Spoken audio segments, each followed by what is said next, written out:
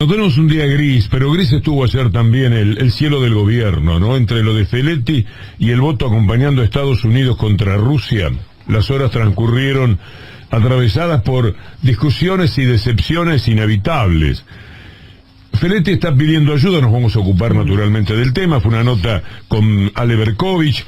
Pidió ayuda porque si fracasa quiere que quede muy claro que no es solamente por su culpa, o quizás ni siquiera por algo de su culpa.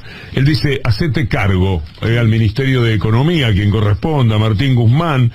Feletti está pidiendo que se pongan el casco todos en la pelea contra el sistema perverso que nos atora, que nos estafa.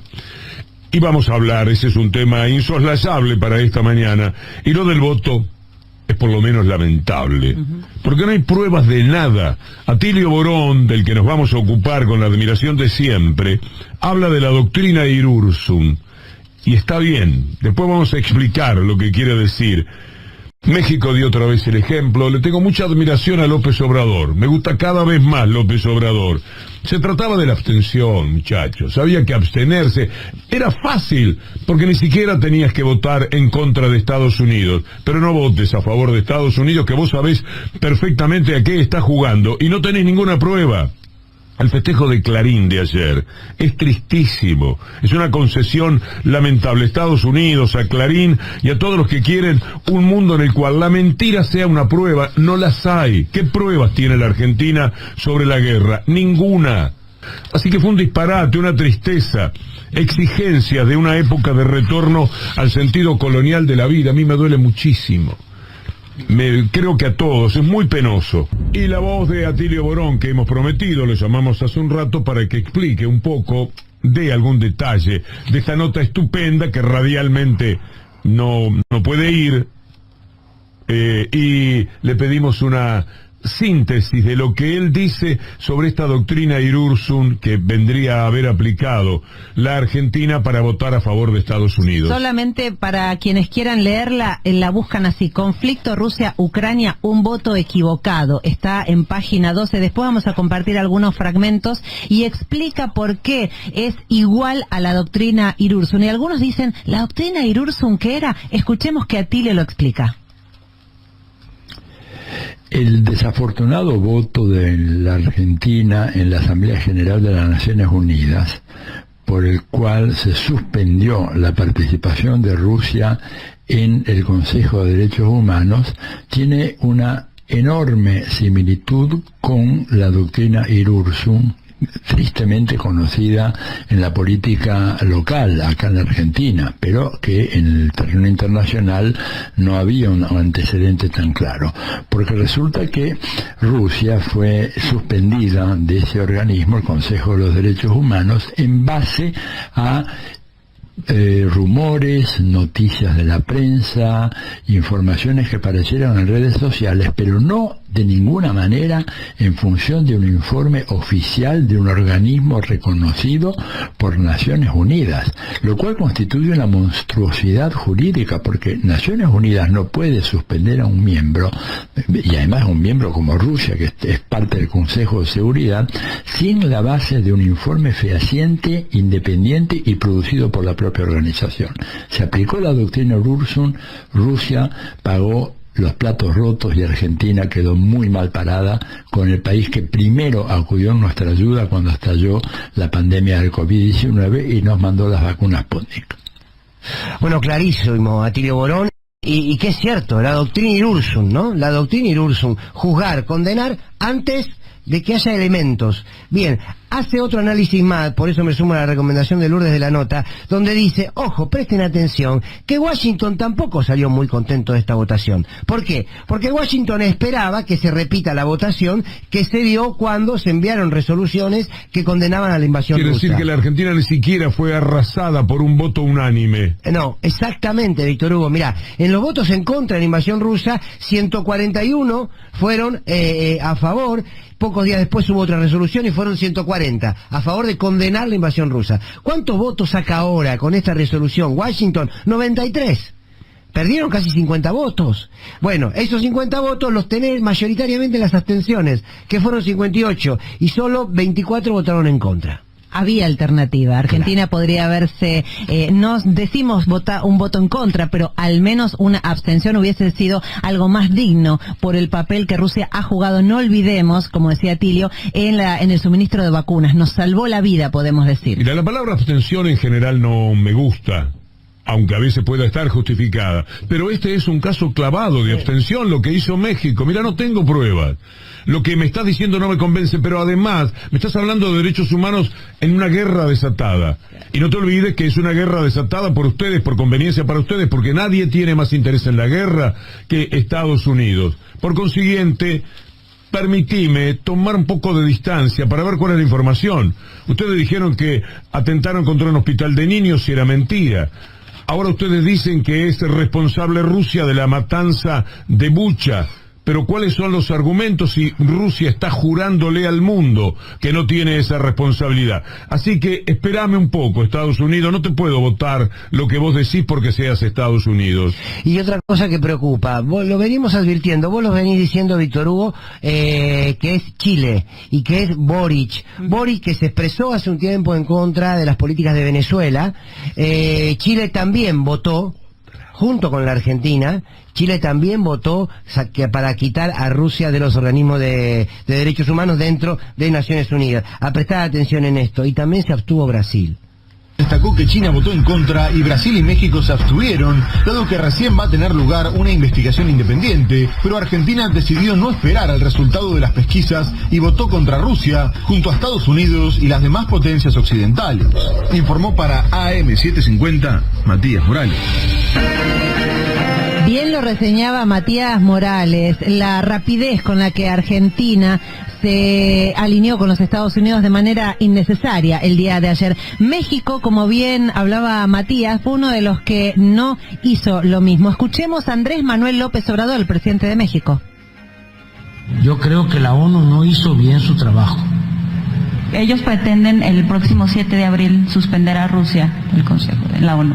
Es que tiene que buscarse el diálogo, más que nada, y buscarse una salida negociada. No se debió iniciar la guerra, se debió evitar. ¿Qué se gana después de que se inicie una guerra con sanciones o mandando armas?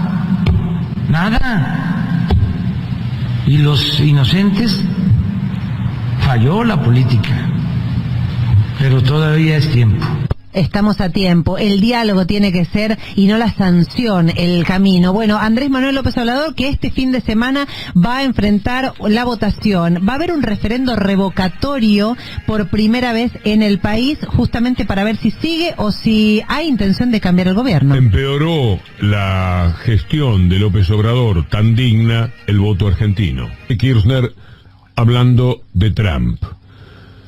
De Trump en función de lo que ha sido su reivindicación ante el Washington Post de lo que fue el ataque al Capitolio. Dijo Trump a Washington Post que si él hubiera podido, lo hubiera acompañado la marcha. Es decir, el peor ataque que ha sufrido la democracia de los Estados Unidos, avalada por quien fue presidente y va a ser presidente casi seguramente otra vez, porque la derecha de los Estados Unidos volverá a ganar, y el hombre que no dejó un solo lugar para otros candidatos es Donald Trump. Él va a ser el candidato, y si gana la derecha ante la caída total de Biden, que cada día es peor, pues entonces será Trump el presidente.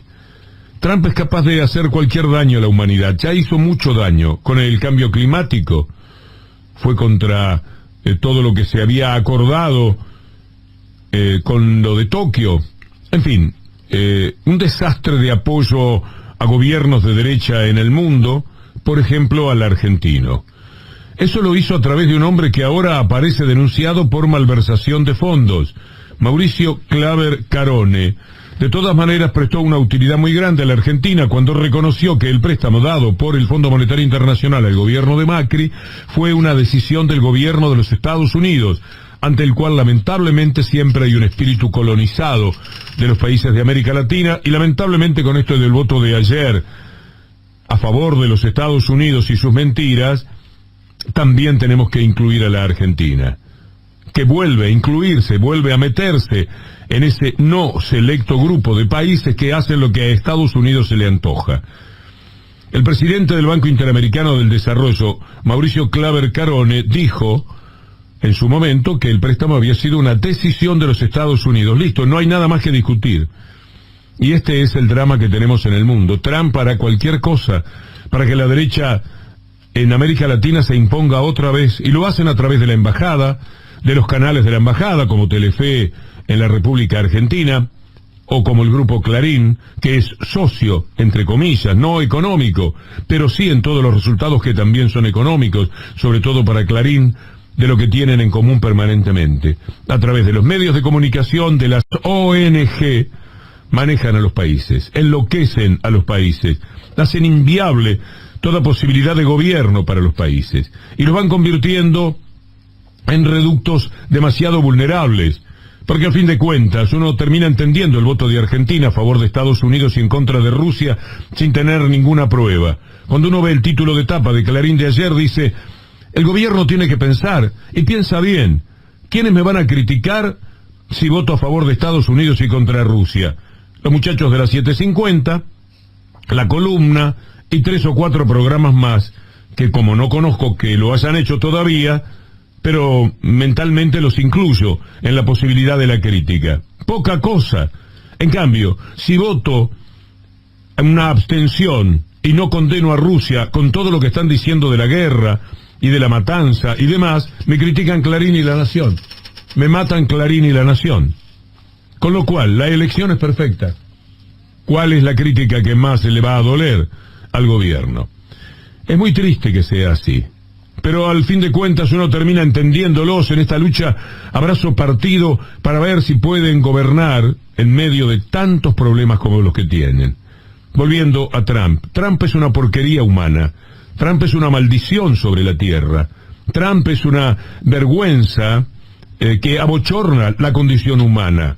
Es presidente de los Estados Unidos y cuanto más disparates dice, por ejemplo, yo hubiera ido al Capitolio si hubiera podido, más adeptos tiene. Es decir, la democracia va a determinar que Trump, que está contra la democracia, gane. Denunció el fraude como hace siempre la derecha, como hace Macri, como hace Carrió en la Argentina, como han hecho permanentemente, como hará Bolsonaro cuando sea derrotado por Lula y como ya lo ha insinuado el propio Bolsonaro. Y así siempre. Estos son los personajes que te están marcando cuál es en estos momentos el estado moral del mundo. Un estado moral que gravita como para que se luzcan personajes como Milei y como Expert en la Argentina, y que se pasee por Estados Unidos candidateándose a presidenta, una mujer que sería una demasía dirigiendo un consorcio. Hablo de Patricia Bullrich. Esto consigue la derecha, el poder de la derecha. Con eso es que nos enfrentamos, con esto es que tenemos que luchar todos los días de nuestra vida. No hay tema, Víctor Hugo, que esté ajeno a buscar un archivo donde Cristina Fernández de Kirchner haya marcado el camino. Esto lo dijo, como bien decías, hace 6 años y de alguna manera la historia vuelve a capítulos anteriores. Ahora la foto viral el día de ayer fue la de Macri y Donald Trump, que por cierto juega siempre de local, porque Mauricio fue a su casa. Yo creo que por eso los vuelve locos y los envenena. Porque todo lo que escuchamos cada día, que alguien diga que no tiene razón, que no la tuvo en 2016, en 2012, en todo aquello por lo que ha peleado, y la coherencia de que esa pelea la mantuvo siempre de la misma manera. Esto no se lo puede endilgar en contra absolutamente nadie. Pero más a codo con Giuliani, juntos somos más que dos, como la canción, no sorprende para nada. Todos ellos terminan necesitando de esa aprobación.